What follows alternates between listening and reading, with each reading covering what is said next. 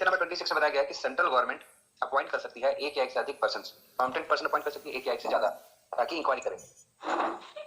किसके लिए? डिजीज के लिए। डिजीज मान के चलिए किसी खदान में डिजीज तो हो रही है लेकिन रिपोर्टिंग नहीं हो रहा, मान के चलिए किसी पर्टिकुलर माइंस में नोटिफाइड डिजीज आदमी लोग झगड़ रहा है, रिपोर्टिंग हो ही नहीं रहा, सेंट्रल गवर्नमेंट को डाउट होता है कि लोग कुछ छुपा रहे हैं माइंस वाले, तो फिर वो क्या करेंगे कि एक साथ सब छोड़ अपॉइंट करते हैं, जाओ पर्टिकुलर माइंस में, हम कोई क्वारी करके उनको वहाँ पर डिजीज नोटिफाइड जो है उसमें कोई आदमी टक्कर तो नहीं गया, उसको बीमारी तो नहीं गया जो नोटिफाइड है, तो आदमी क्या है कि इंक्वायरी करेगा, रिपोर्ट जो है वो सेंट्रल गवर्नमेंट को सबमिट कर। सेक्शन नंबर 27 क्या बताया गया, माइक ऑफ कर लीजिए। सेक्शन नंबर 27 में बताया गया है कि सेक्शन नंबर 12 वाला जो कमिटी है, सेक्शन नंबर 24 ठीक है जो कोर्ट ऑफ इंक्वायरी है, और सेक्शन नंबर 26 है ना जो डिजीज का जो इंक्वायरी है, तो सेंट्रल गवर्नमेंट तीनों के इसमें अपॉइंट किया है, इन तीनों के द्वारा सबमिट किया गया जो भी रिपोर्ट्स होगा, चाहे ये सबमिट करे चाहे ये सबमिट करे चाहे ये सबमिट करे, है ना, इन तीनों के द्वारा जो रिपोर्ट सबमिट किया हुआ होगा वो सेंट्रल गवर्नमेंट क्या कर सकती है कि पब्लिश कर सकती है। ठीक है, रिपोर्ट को क्या कर सकती है सेंट्रल गवर्नमेंट? सेंट्रल गवर्नमेंट कर सकती है इस रिपोर्ट को पब्लिश। अब देखें भी होंगे, ठीक है, देखिए भी होंगे कि डीजीएमएस का साइट में जाइए, अब देखिएगा कि court of inquiry Rajmahal accident कहां दिया हुआ है, तो पब्लिश किया हुआ है, इंक्वायरी रिपोर्ट तो था ही सेक्शन 24 के अंदर, लेकिन उसको क्या कर दिया, पब्लिश कर दी। कई सारे आप एक बहुत सारी बुक भी आती है तो सिर्फ और सिर्फ कोर्ट ऑफ इंक्वायरी के चीजों को ही वहां पे मतलब दिखाया गया है कि इसमें नहीं, बहुत सारे बुक्स आता है जिसमें लिखा हुआ है एक्सीडेंट का कवर वगैरह, तो आज तक जितने भी इंडियन माइंस में बड़े बड़े जो एक्सीडेंट जिसमें डिजास्टर हुए हैं, जिसमें कोर्ट ऑफ इंक्वायरी अपॉइंट हुई है और वहां पे काउज सर्कमस्टांसेस का रिपोर्ट वहां पे बताया गया है, तो उसका बुक भी आता है, कैसे उसको वो बुक लिखा गया ऑलरेडी सेंट्रल गवर्नमेंट पब्लिश की हुई, तब ना जो भी ऑथर होगा वहां से कॉपी करके वो सारा चीज लिखा होगा। यही इसमें कहना है कि सेक्शन नंबर 12 के द्वारा बनाई गई रिपोर्ट, सेक्शन 24 के द्वारा बनाई गई रिपोर्ट, सेक्शन नंबर 26 के द्वारा बनाई गई रिपोर्ट को सेंट्रल गवर्नमेंट जब चाहे पब्लिश कर सकता है इसके रिपोर्ट्स को। ठीक है, क्लियर? कोई डाउट है इसमें? No sir. चलिए आगे। इसका मतलब नहीं समझ में आया। पब्लिश का मतलब प्रकाशित। अच्छा, भाई प्रकाशित करेगा ताकि और भी जो लोग हैं उनको मतलब सब समझ सके कि हाँ क्या है नहीं है, एक तरीका से फेयर मींस के लिए। ये हो गया।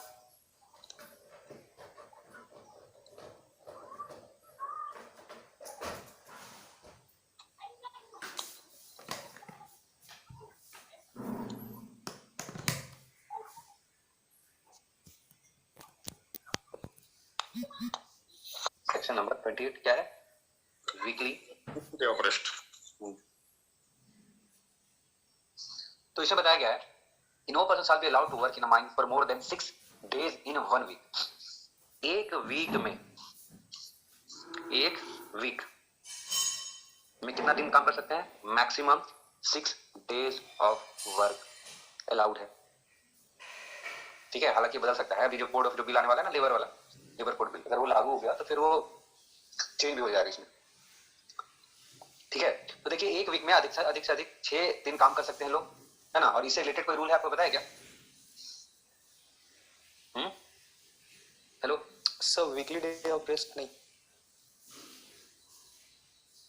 रूल नंबर 47 ये माइंस रूल का है। माइंस रूल का रूल नंबर 47 भी वीकली डे ऑफ रेस्ट के बारे में बताता है। इसमें बताता है कि अगर आप वीकली डे ऑफ रेस्ट की बात कर रहे हैं या फिर कंपनसेटरी डे ऑफ रेस्ट की बात कर रहे हैं, ये दोनों एक प्रकार के क्या है? रेस्ट है, विश्राम के दिन है ना, ये दिन ऑफ विश्राम है, विश्राम के दिन है। तो ये जो भी वीकेंड ऑफ रेस्ट का जो दिन होगा विश्राम करने के लिए, किसी आदमी को रेस्ट करने के लिए, उसकी मिनिमम पीरियड जो होगी, ठीक है, वो कितनी होनी चाहिए? एटलीस्ट 24 आवर्स, और वो भी कंसेक्यूटिव होना चाहिए। कितना होना चाहिए? At least 24 consecutive hours. मतलब मान चलिए आपको बोला ना हफ्ता में 6 दिन काम करना है, बोला है ना फर्स्ट सेक्शन 28 में, अब बोला है कि एक दिन होगा, हफ्ते में तो 7 दिन होता है, आप पढ़े भी हैं। वीक का डिफिनेशन क्या है बताइए? बताइए। सैटरडे मिडनाइट से शुरू होने वाला 7 दिन का सैटरडे, हाँ 7 दिन का टाइम होता है अभी। अब बोल रहा है कि 7 दिन में 6 दिन काम करना है, तो एक दिन का करना क्या? एक दिन का रेस्ट लेना है। उस रेस्ट को क्या बोलेंगे? Weekly day of rest. ये जो रेस्ट का दिन होगा ना, वो 24 घंटा से कम होना चाहिए, वो भी लगातार 24 घंटा। ऐसा नहीं कि 4 घंटा अभी रेस्ट दे दिए, फिर घंटा काम करके बुला लिया, फिर 4 घंटा रेस्ट दे दिए, फिर 2 घंटा काम पे बुला लिया, ऐसे करके 24 घंटा करना है। कंसेक्यूटिव होना चाहिए, मतलब लगातार 24 घंटे का आपको रेस्ट मिलना चाहिए। वीकली डे ऑफ रेस्ट की बात करें तो उसके लिए भी यही होगा, कंसेक्यूटिव 24 आवर्स का रेस्ट। और अगर कंपनसेटरी डे ऑफ रेस्ट की बात करें तब भी यही होगा। ठीक है, अभी आता है कंपनसेटरी डे ऑफ रेस्ट क्या होता है। तो कंपनसेटरी डे ऑफ रेस्ट क्या होता है, उसको अभी माइंस एक्ट के सेक्शन नंबर 29 में डिफाइन किया गया। ठीक है, माइंस एक्ट के सेक्शन नंबर 29 में डिफाइन, हम लिख देते हैं, ये है माइंस एक्ट, कंफ्यूज मत होइएगा, ये माइंस एक्ट और ये है माइंस रूल। हम एक साथ बता रहे हैं कि एक ही चीज है, दोबारा अलग से पढ़ने से मतलब नहीं है, एक चीज एक जगह पढ़ने से ज्यादा अच्छे से याद होता है। क्लियर? अभी हम लोग आते हैं माइंस एक्ट के सेक्शन नंबर 29, ये भी इंपॉर्टेंट है। क्या है नाम इसका? Compensatory day of rest. Compulsory day of rest.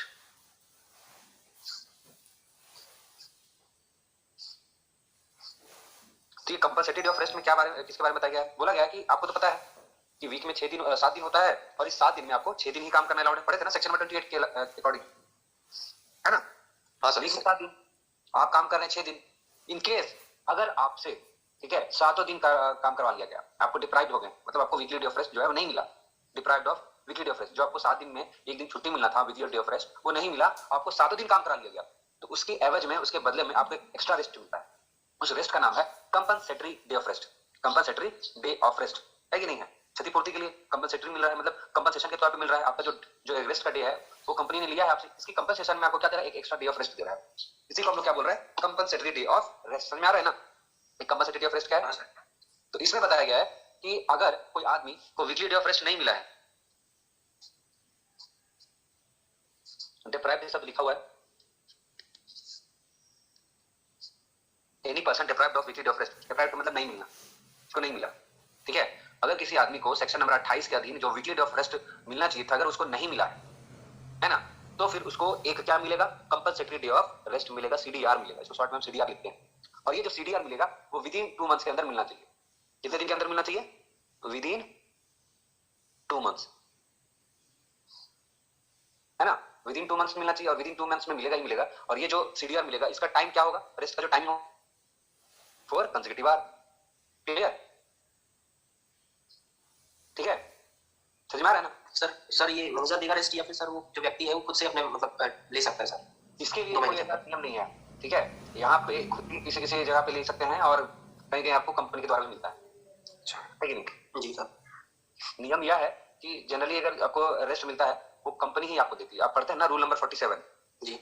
Rule number 47 में ये सेक्शन नंबर 28 है, ये सेक्शन नंबर 29 है। रूल नंबर 47 पढ़ते हैं तो वहाँ सेकंड सब रूल में बताया गया है कि there shall be posted up in a conspicuous place outside the mine office of every mine a notice showing the weekly day of rest. ठीक है, वीकली डे और rest where the weekly day of rest is not the same day for all the person employed in a mine, the notice shall show the day of rest allowed to each relay or set of person employed individual. मतलब simple सा है कि जहां पर सभी लोगों के लिए weekly day of rest same नहीं है, ठीक है, वहां पर एक नोटिस चिपकाया जाएगा, ठीक है, इसमें लिखा होगा कि प्रत्येक रिले का या ये लोग का कौन सा वीकली डे ऑफ रेस्ट होगा, कौन सा कंपनसेटरी डे ऑफ रेस्ट होगा। डब्ल्यूसीएल के कई सारे माइंस में ये जो वीकली डे ऑफ रेस्ट तो आपको अलग अलग मिलेगा। किसी किसी में आपको वेडनेसडे को वीकली डे ऑफ रेस्ट मिलता है, किसी किसी माइंस में आपको संडे को मिलता है। और कंपनसेटरी डे ऑफ रेस्ट की बात करें तो डब्ल्यूसीएल में भी किसी किसी माइंस में आपको खुद से लेना होता है, जब आपको मन करे आप ले सकते हैं विद इन 2 मंथ्स। और किसी किसी ओपन कास्ट माइंस में ज्यादातर ये होता है कि आपको डेज असाइन कर दिया जाता है कि हाँ, अगर मान के चलिए 7 सरदार है, ठीक है, 7 के 6 सरदार हैं, तो सातों दिन वो लोग काम किए हैं, तो जो सीडीआर होगा, कंपनसेटरी डे ऑफ रेस्ट होगा, सोमवार को रमेश को मिला, मंगलवार को सुरेश को मिला, इस तरह से वो लोग बांट देते हैं ताकि एक ही दिन में सब कोई जो है एब्सेंट ना मार सके, सब कोई सीडीआर ना लगा सके। तो अब अलग अलग है, आपको कंपनी खुद भी आपको मौका देती है लेने के लिए या फिर अपनी भी थोप सकती है। तो लोग उसके ऊपर है, कंपनी के ऊपर है कि आपको अपना इंडिपेंडेंस दे रही है अपना कंपनसेटरी डे ऑफ रेस्ट लेने के लिए या फिर खुद आपके ऊपर थोप रही है। दोनों चीज हो सकता है, ठीक है? समझ में आ गई नहीं? हाँ sir, compensatory day of rest का फॉर्म भी है ना? कंपनसेटरी डे ऑफ रेस्ट का फॉर्म है ना, ठीक है, कंपनसेटरी डे ऑफ रेस्ट का फॉर्म है। कंपनसेटरी डे ऑफ रेस्ट की बात करें तो इसका फॉर्म क्या हो सकता है बताइए आप लोग? Sir form B sir. B में ओवर टाइम है। जी ए फॉर्म में नहीं है, ई है ना सर? जीएचआई वाला जो है उसी में से कोई एक है सर। सर ई है, फिर ई है सर फॉर्म ई है ना? जीएचआई तो बंद हो गया। देखिए सिंपल सा बात है, कंपनसेटरी डे ऑफ रेस्ट का पहले फॉर्म क्या था, किसी को याद है? पहले क्या था उसके हिसाब से याद करना, जो आपको पहले अगर याद है तब अभी अच्छे से याद हो पाएगा। आई था सर, आई शायद आई ओवर टाइम का, ओवर टाइम का था। ई है सर, ई ये है। तो अभी तो ई है। तो ई है। पहले क्या था, पहले वाला याद करना भी जरूरी है, तब जाके थोड़ा सा याद कर पाइएगा। पहले क्या था? नो पहला वाला नहीं पढ़े sir. H G S E. अगर आप इसका पढ़ते हैं ना, ठीक है, रजिस्टर पढ़ते हैं, उसमें अगर पहले अगर आपको देखेंगे फॉर्म एल सर। हाँ, form L. Form L sir, L. Form L में तो ईएल के बारे में था जी। सर जी तो नहीं था कहीं सर? जी नहीं था, ठीक है, जी नहीं था वहां पे। तो आप अगर देखिएगा तो आपको जो कंपनसेटरी डे ऑफ रेस्ट है ना, इसका पहले जो लिखा हुआ था फॉर्म वो था guess A B C D E, A B C D E में था, ई नहीं होगी, अटेंडेंस में शायद लगा दिया जाता था एक्सपेक्ट। एफजीएच दिखा रहा है यहाँ पे, एफजीएच ना, एफजीएच उसी को फॉर्म चेंज किया गया, फॉर्म जी एच में पहले में लीव और वेज था। तो उसी को चेंज करके किया गया अभी। सर तो वही है सर, जी एच जो था ना लीव एंड वेज। एक सेकंड हम एक बार इसको अच्छे से बता। तो ये जो सीडीआर का फॉर्म था, पहले एफ था, ठीक है, जो बदल के अभी क्या कर दिया गया है, ई कर दिया गया है, ठीक है। वो सर्कुलर था कौन सा, 1 ऑफ 2017, लेजिस्लेटिव टाइप का सर्कुलर था, ठीक है। तो 1 ऑफ 2017 बताया गया कि अब एफ जो है ना वो नहीं रहेगा, अभी यही ई आपका राइट आंसर होगा, ठीक है, क्लियर। हाँ सर। और इसमें तो और भी कुछ भी यहाँ पे इंपॉर्टेंट नहीं है, 2 महीने के अंदर आपको लेना ही है। और एक और चीज जो इंपॉर्टेंट है, रूल नंबर 49 में लिखा हुआ है इसके बारे में, नेक्स्ट स्लाइड में डिस्कस करते हैं। देखिए section number 29, compensatory of day of rest, इसके बारे में पढ़ चुके थे हम लोग। इससे रिलेटेड हम लोग क्या करें, रूल नंबर 47 49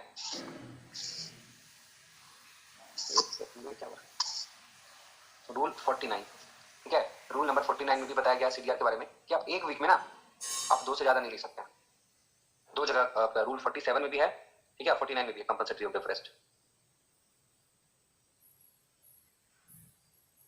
इसमें क्या बताया गया है कि आप एक वीक में मैक्सिमम 2 सीडीआर ले सकते हैं, ये इसमें बताया गया है, क्लियर। इसमें यही बताया गया है। और इसी में बताया गया है कि सीडीआर मांगने पर अगर नहीं मिला तो लिस्ट बन जाएगा, ठीक है, ऐसा बोला गया है। Corner week the last week notice बना जाएगा, उसमें जिसको इसका मिला उसमें देख लिया जाएगा। और मान के चलिए आपका सीडीआर बचा हुआ है, ठीक है, आपका नौकरी खत्म होने वाला है, ये भी उसमें बताया गया। सब रूल नंबर 3 में सर बताया गया है कि आपका मान के चलिए डिसमिस हो रहे हैं या डिस्चार्ज हो रहे हैं, अपनी ड्यूटी से रिटायर हो रहे हैं, आपका कंपनसेटरी ऑफ रेस्ट जो है बचा हुआ है, तो उसको आपको डिसमिस या डिसमिसल या डिस्चार्ज डेट से पहले देना होगा।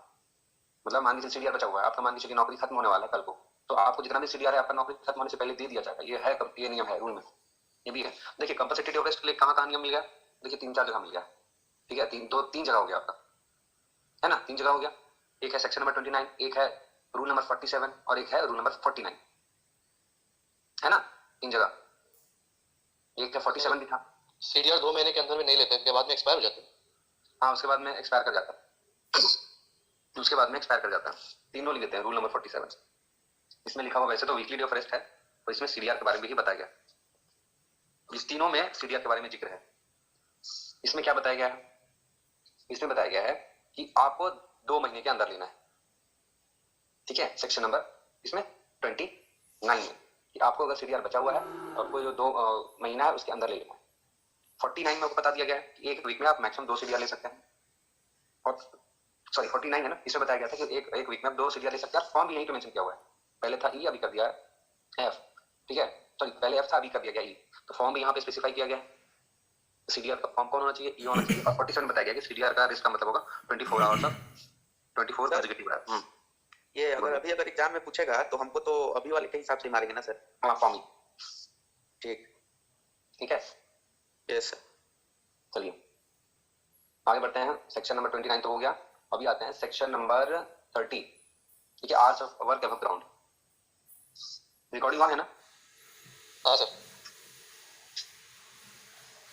Hours of work above ground,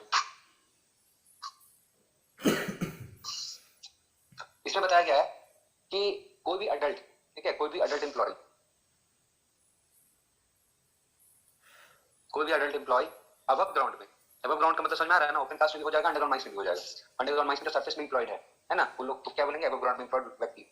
तो अबव ग्राउंड में कोई भी आदमी एम्प्लॉयड है तो मैक्सिमम जो काम कर सकता है ना, मैक्सिमम वो कर सकता है 48 आवर्स इन अ वीक और 9 hours in a day. Maximum 9 hour per day कर सकता है ना, या फिर maximum 48 hour per week above ground के लिए, ठीक है।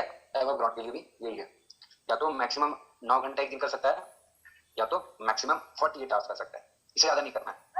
आपका मान के चलिए 40 आवर्स वीक हो गया है, उससे ज्यादा आप नहीं कर सकते हैं। एक दिन 9 घंटा कर दिए तो बाकी किसी एक दिन तक तो 7 घंटा करना ही पड़ेगा, नहीं तो वो 48 आवर्स से ज्यादा हो जाएगा, है ना।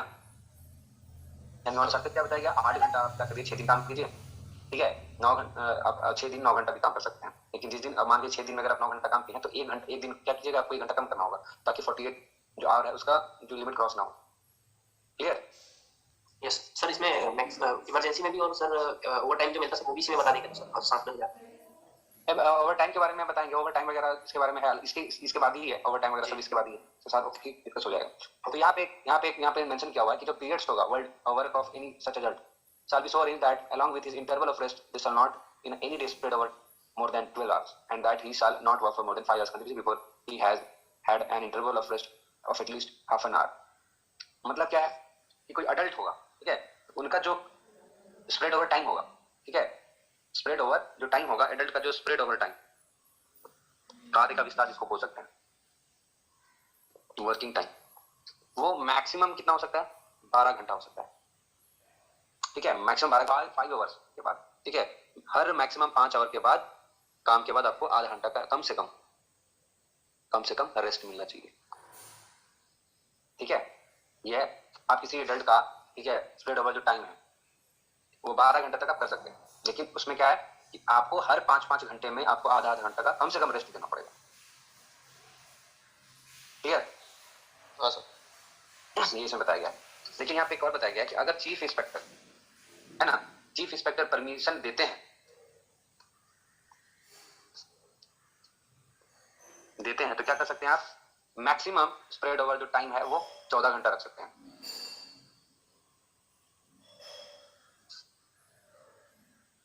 कितना रख सकते हैं, 14 आवर, जिसमें बताया गया।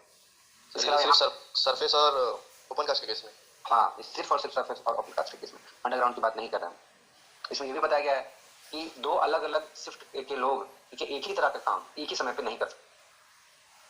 सब सेक्शन 3 में बता, मान के चलिए 2 शिफ्ट का लोग है, ठीक है, अब दोनों एक ही टाइम पे, ठीक है, एक ही काम नहीं ना कर सकता है। मान के चलिए एक शिफ्ट का शिफ्ट नंबर एक शिफ्ट ए का डीलर है, शिफ्ट बी का भी डीलर। अब ऐसा नहीं हुआ कि दोनों शिफ्ट डीलर एक ही टाइम में दोनों डीलिंग करने लगे, ऐसा नहीं करना। अपना शिफ्ट का डीलिंग अलग, अपना शिफ्ट का जो आदमी होगा अपना टाइम, अपना जो काम है वो अलग टाइम में करेगा, और दूसरा शिफ्ट का आदमी, ठीक है, जो अपना काम है वो अलग टाइम में करेगा। सेम काम सेम टाइम में दो अलग अलग शिफ्ट के लोग नहीं कर सकते, करना है तो अलग टाइम पे करें, है ना। और ये सरफेस की बात करिए यार, अबव ग्राउंड का, जो अंडरग्राउंड की बात करते हैं, सरफेस की बात करेंगे, ठीक है। अबव ग्राउंड में जो लोग हैं, ठीक है, सरफेस में, तो दो अलग अलग शिफ्ट के लोग सरफेस में एक तरह के काम एक समय में नहीं कर सकते, इसे बताया गया, ठीक है। और इसमें कुछ भी ऐसा इंपॉर्टेंट नहीं है, बस इतना ही है सर यहाँ पर 12 घंटे बोला है, रेस्ट देके भी तो 10 घंटे हो जाएगा। ठीक है, बोलिए। एडल्ट वाला सर जो बोला है 12 घंटे का, तो सर वो 12 घंटे के काम में आधा घंटे का रेस्ट लेगा 5-5 घंटे में, तो सर 12 घंटे का मतलब 10 घंटे का काम हो जाएगा उसमें, मतलब 11 घंटे का काम हो जाएगा। तो सर ये तो 9 आवर्स से ज्यादा हो गया ना। नहीं, स्प्रेड ओवर टाइम है ये, इसी टाइम समझा नहीं मतलब सर क्या होता है स्प्रेड ओवर, इमरजेंसी वगैरह में, हाँ क्या बोल रहे हैं, इमरजेंसी में ना है सर ये वाला केस। हाँ इमरजेंसी वाला केस। मान के चलिए कोई आदमी काम कर रहा है, ठीक है, 4-5 जैसे कि 2-4 घंटा काम कराया, काम किया, आप उसको 2 घंटा का रेस्ट दे दिए कि जाओ खाना वाना खा के आओ, ठीक है, और फिर वो 4 घंटा काम किया, तो कितना हो गया, 10 घंटा हो गया कि नहीं हो गया, मोटा मोटी हो गया ना 10 घंटा। ये स्प्रेड ओवर टाइम हो गया, कार्य का जो विस्तार कितना फैला हुआ, 4 घंटा काम किया मान लीजिए, आप उसको बोले जाओ 2 घंटा कम रेस्ट दे देते हैं, फिर 4 घंटा बाद आपको काम करना, तो कितना हो गया, टोटल 10 घंटा हो गया। इसी तरह स्प्रेड ओवर जो टाइम होगा किसी एडल्ट का 12 घंटा से ज्यादा आप नहीं कर सकते, और इस तरह का स्प्रेड ओवर टाइम कीजिएगा तो आपको रेस्ट देना पड़ेगा कम से कम आधा घंटा का, ठीक है, आधा घंटा का रेस्ट देना होगा प्रत्येक 5 घंटा काम करने पे, उससे कम काम करने पे भी दे सकते, लेकिन मैक्सिमम 5 घंटा पे आपको देना ही देना है ना, क्लियर। सर इसको क्वेश्चन कैसे बनेगा? क्वेश्चन ये पूछ सकता है कि the maximum spread over time for an adult is, option number A 9 hour, 12 hour, 14 hour, ऐसा करके answer 12। By permission of chief inspector आप इसको 14 आवर्स तक लेके जा सकते हैं, क्लियर। हाँ सर। अब आते हैं hours of work below ground, ठीक है, hours of work below ground में आते हैं, इससे रिलेटेड कोई तो सब सेक्शन है नहीं इंपॉर्टेंट। हाँ, no person shall employed shall be allowed in department, हाँ मतलब इसमें यही बताया गया है इसका। अच्छा ये तो 31 का है, ये खत्म ही हो गया, 31 में ये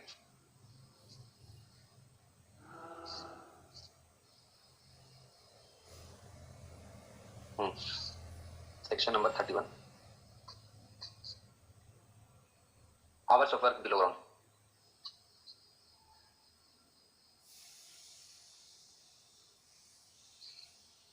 hours of work below ground, तो इसमें बताया गया है कि जैसे हम लोग सरफेस में देख रहे थे, ओपन कास्ट में देख रहे थे कि 8 घंटा एक दिन में काम कर सकता है, तो यहाँ सॉरी 9 घंटा काम कर सकता है, तो यहाँ पर जो भूमिगत भाग में जो एम्प्लॉयड है, बिलो ग्राउंड पर्सन जो है ना, उनको थोड़ी रियायत दी गई है कि आप 8 ही घंटा काम कर सकते हैं एक दिन में मैक्सिमम, और अगर वीक की बात करें तो 48 आवर, इससे ज्यादा नहीं काम करना है ना। उसके बाद यहाँ पे लिखा हुआ है उसी का, अगर सब सेक्शन 1 का ही नीचे प्रोवाइड है देखते हैं, तो बोला गया कि चीफ इंस्पेक्टर से अगर आपको अनुमति मिलती है तो जो डेली का मैक्सिमम आवर है इसमें स्पेसिफाइड, उसको आप बढ़ा भी सकते, मतलब अगर 9 घंटा भी कर सकते, अगर चीफ इंस्पेक्टर परमिशन देते हैं। मैक्सिमम तो दिया हुआ 8 घंटा 48 आवर, लेकिन उसी में क्लॉज बताया गया है कि अगर चीफ इंस्पेक्टर परमिशन देते हैं, अप्रूवल देते हैं, तो आप जो daily maximum hour of work है जिसमें स्पेसिफाई किया गया है जो कि है 8 आवर, उसको आप बढ़ा सकते हैं। ठीक है, लेकिन अभी तो सब कोई 8 घंटे ही रखते हैं। ठीक है, और यहाँ पे ये भी बताया गया, तीसरा सबसेक्शन में जो थोड़ा इंपॉर्टेंट है वो ये बताया गया है कि no person employed in a mine shall be allowed to present in any part of mine below ground except during the periods of work shown in respect of him in the register maintained under subsection 4 of section number 48। कोई भी आदमी, ठीक है, कोई भी आदमी को भूमिगत भाग में किसी भी भाग में एम्प्लॉयड तब तक नहीं रखना है जब तक कि, ठीक है, उसका जो काम का टाइम है वो होता है नहीं। मान के चलिए किसी आदमी का जो अटेंडेंस रजिस्टर है उसमें दिया गया उसका टाइम जो जाने का है वो 4 से 12 बजे है, तो ऐसा भी नहीं होगा कि आदमी 8 से सुबह चल जाएगा, 8 से 4 चला जाएगा। जो उसका टाइमिंग है भूमिगत भाग में जाने का वही टाइम को फॉलो करेगा, यानी अटेंडेंस रजिस्टर के हिसाब से वो अपना, ठीक है, वहीं भूमिगत भाग में आएगा जाएगा। ठीक है, अब आते हैं नाइट शिफ्ट। नाइट शिफ्ट में कुछ भी इंपॉर्टेंट नहीं है। आते हैं सेक्शन नंबर 33। नाइट शिफ्ट पर बता देते सर, ऐसे नॉर्मली नाइट शिफ्ट में बोला गया person employed in a mine on a shift which extend beyond. कोई आदमी एम्प्लॉयड है किसी खदान में और उसका जो शिफ्ट है एक्सटेंड कर जाता है मध्य रात्रि से ज्यादा, ठीक है कि नहीं। तो बोला गया कि जो सेक्शन 28 है 29 है 28 29 जान है ना, विजिट ऑफ रेस्ट और कमर्शियल सर्विस, इसका मतलब होगा कि जब आपका mean in hitch case a period of 24 consecutive hours from the beginning when his shift ends. ठीक है, अब मान के चलिए इसमें ये बताया गया है कि मान के चलिए कोई आदमी काम कर रहा है, उसका जो टाइम है काम करने का वो मिडनाइट से ज्यादा क्रॉस हो जाता है। ठीक है, मिडनाइट से ज्यादा क्रॉस हो जाता है, तो जो आप वीकली डे ऑफ रेस्ट उसको दीजिएगा ना, जो लगातार 24 घंटे का होना चाहिए, वो स्टार्ट कब होगा, जब उसका शिफ्ट एंड होता है। यस सर, ये समझ बोला गया। जैसे कि इसका हम एक तो आप देखते होंगे, हाँ सिंपल सा है। जैसे कि आज का तारीख क्या है, आज का तारीख है सपोज 21-22 है, 22 जैन 2022 है, सुबह 8 से 4 हो गया। ठीक है, 4 PM से लेके हो जाएगा 12 AM। तभी ऐसा लिखते हैं 23 जनवरी 2022 12 AM से लेके 8 AM, ऐसा लिखते हैं क्या? लिखते हैं क्या? नहीं ना लिखते हैं, 22 का ही डेट रहता है ना।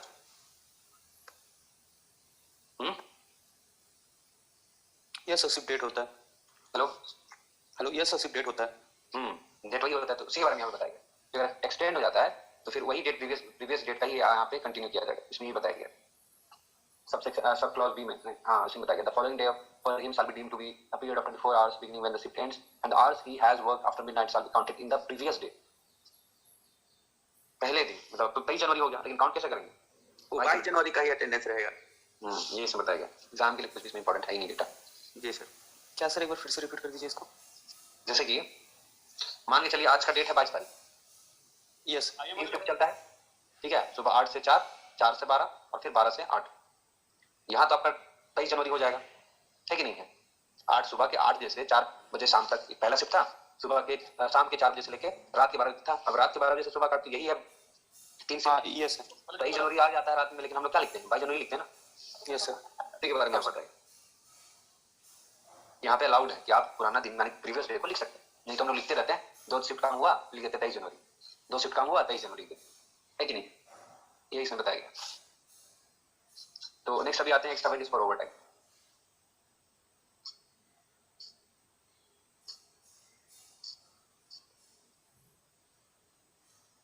एक्स्ट्रा वेजेस फॉर ओवरटाइम बताया गया है कि अगर अबव ग्राउंड है चाहे बिलो ग्राउंड है। अबव ग्राउंड में केस क्या है, अबव ग्राउंड में मान के चलिए किसी दिन आप काम कर दिए फॉर मोर देन 9 आवर, आपने क्या किया 9 आवर से ज्यादा काम कर दिया, 9 घंटे से ज्यादा आपने काम कर दिया है।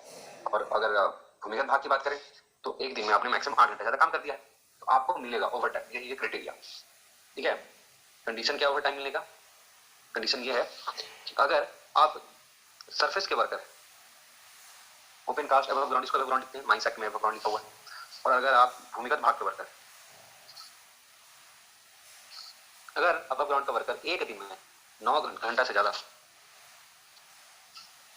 ये पूरा मिट गया, एक सेकेंड इसको सेव कर लेते हैं।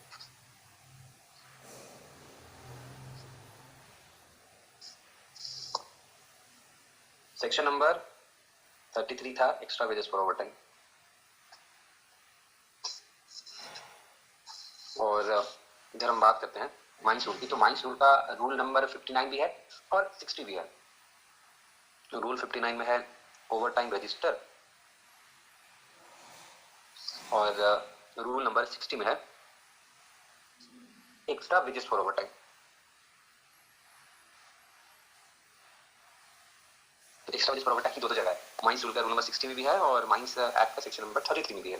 33 में सिंपल बात बताया गया है कि अगर कोई वर्कर जो है भूमिगत वर्कर है ना, और उसने काम किया है एक दिन में मोर देन 8 आवर या फिर एक हफ्ते में 40 आवर से ज्यादा, अगर वह सरफेस वर्कर है, सॉरी अब ग्राउंड लिख देते हैं ज्यादा बेटर रहेगा, और उसने काम किया है for more than 9 hour a day या फिर 48 आवर अ डे, तो उसको ओवर टाइम मिलेगा।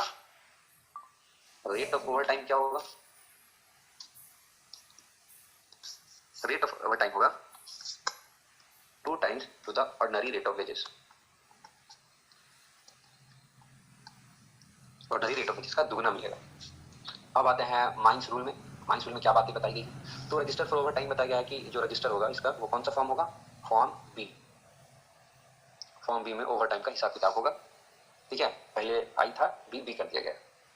और सेक्शन नंबर 60 में बताया गया है कि ओवर टाइम जो है उसको, ठीक है, shall be paid at the end of each wage period, जो वेज पीरियड खत्म होने के बाद मिलेगा, ठीक है। जब पैसा मिलता है ना, ठीक है, महीना कंप्लीट हो जाता है तो उसके बाद मिलेगा, ठीक है। इसमें बताया गया मेन चीज में ये नहीं है, मेन इसमें ये बताया गया है कि इतना ओवर टाइम होगा तो हम लोग मानेंगे कि वो ओवर टाइम हुआ है।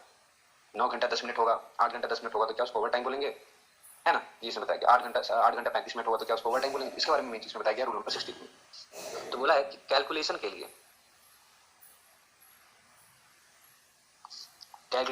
अगर लेस देन 30 मिनट्स अगर आप काम किए हैं, ठीक है, लेस देन 30 मिनट, ठीक है, तो एक्स्ट्रा जो काम किए हैं अगर लेस देन 30 मिनट है तो उसको इग्नोर किया जाएगा, नहीं कुछ मिलेगा। लेकिन अगर आपने 30 मिनट या 30 मिनट से ज्यादा काम किया है तो फिर आपको मिलेगा 1 आवर का ओवर टाइम। क्लियर? हाँ सर। ये इसमें बताया गया, और इसमें यही बताया गया कि जो आप ऑनरी रेट जब काउंट करेंगे, ठीक है, तो आपको डेली वेजेस 1/26 मतलब जो आपका मंथली रेट ऑफ वेजेस है उसका 1/26वां भाग जो होगा ना उसी को काउंट किया जाएगा, ठीक है। जैसे 26 दिन आप काम करते हैं ना, 26 दिन काम करते हैं तो एक दिन का आपको निकल जाएगा, एक दिन का क्या आपका पैसा मिलता है, एक दिन का निकल जाएगा तो आपका घंटा का पैसा निकल जाएगा कि 1 घंटा मान लीजिए 8 घंटा काम करते हैं, 8 घंटा का पैसा मिलता है ना। एक 48 घंटा का मिलता है ना हफ्ता में, तो इसी तरह से हमको एक घंटा की पता चल जाएगा कितना पैसा मिला, जितना 1 घंटा का आपका पैसा है, ठीक है, उसका जस्ट डबल मिल जाएगा। सिंपल सा है। जैसे कि मान लीजिए, चलिए हम कैलकुलेटर एक सेकंड खोल लेते हैं। जैसे कि आपकी मंथली सैलरी है सपोज, ठीक है, कितना करें, चलिए 40, और सर आप ही की सैलरी का वो ले लीजिए ना। नहीं एग्जाम्पल लेते हैं, प्लस 40,000 मोटा मोटी मान लेते हैं, ठीक है। तो 40,000 मंथ का है, इसको डिवाइड बाई 26 करते हैं, ये कितना आएगा, इसको अगर आप डिवाइड कीजिएगा ये हो जाएगा कितना, ये आ जाएगा 1538 रुपये।